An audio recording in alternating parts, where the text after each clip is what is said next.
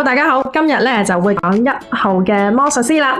關鍵字係創造力、溝通、交際、技能、萬事俱備、新計劃、主動。魔術師右手向天，左手向地，係連接天地嘅橋樑。佢嘅台上面有權杖、聖杯、寶劍、錢幣4大元素，代表你擁有所有嘅資源、創造力嘅無限。同0號嘅傻瓜，佢係天真乜都唔知嘅嗰種無限唔一樣啦，佢係屬於1號嘅有能力創造無限嘅可能性，所以呢一度大家咧要分清楚啦。我哋再睇下呢2張牌啦，呢一張係我設計嘅，呢一張就係經典韋特啦。個性主動，行動力強，思考清晰，自信滿滿。愛情可能指呢比較有魅力同埋有信心嘅男性，佢又主動又吸引。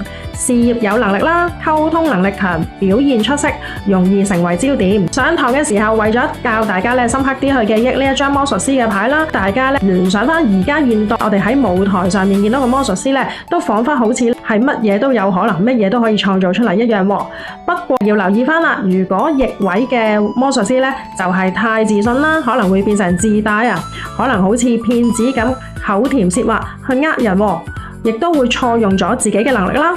健康方面可能要留意神經系統嘅問題啦。占星學對應水星，有資源有能力，記得落地執行先係真本事啊！大家記得追蹤我香港專業塔羅協會會長 Manny 嘅 IG， 我哋下一集再講牌2，拜拜。